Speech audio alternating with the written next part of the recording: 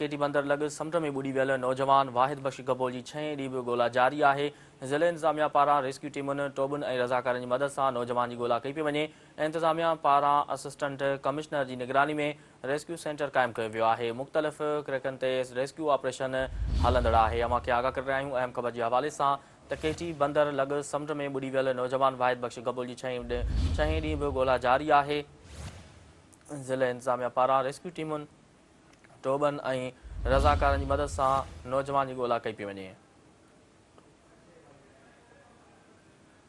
इंतिज़ामिया पारां assistant commissioner जी निगरानी में रेस्क्यू सेंटर क़ाइमु कयो वियो आहे। मुख़्तलिफ़ क्रैकनि ते रेस्क्यू ऑपरेशन हलंदड़ आहे। अमां खे आगाह करे रहिया आहियूं अहम ख़बर जे हवाले सां त केटी बंदर लॻ समुंड में ॿुॾी वियल नौजवान वाहिद बख्श गबोल जी 6 ॾींहं बि ॻोल्हा जारी आहे।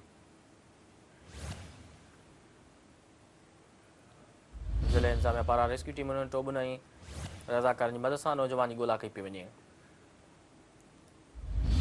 इंतिज़ामिया पारां असिस्टेंट कमिश्नर जी निगरानी में रेस्क्यू सेंटर क़ाइमु कयो वियो आहे। मुख़्तलिफ़ क्रैकनि ते रेस्क्यू ऑपरेशन हलंदड़ आहे।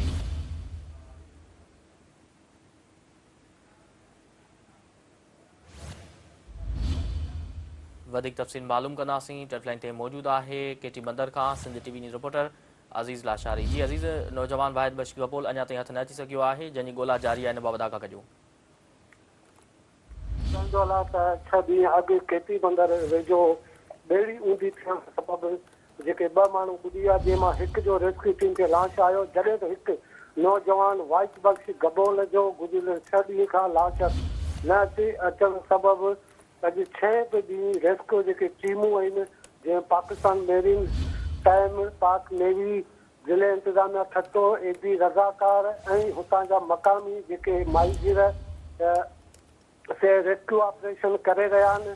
इन सिलसिले में एसी केटी बंदर पुणे सिंध टीवी न्यूज़ खे ॿुधायो त अॼु 6 बजे सुबुह 8 खां वठी जेको रेस्क्यू जो ऑपरेशन अॼु पुणे शुरू कयो वियो आहे, जंहिंमें ज़िले इंतिज़ामिया ठटो पारां सभु वसीला जेके कुटुंब आंदा विया आहिनि, जॾहिं त केटी बंदर जे मुख़्तलिफ़ जेके क्रीक आहिनि, हजामड़ो क्रीक, घोड़ो क्रीक, इन्हनि क्रीकनि ते सर्च ऑपरेशन हली रहियो आहे।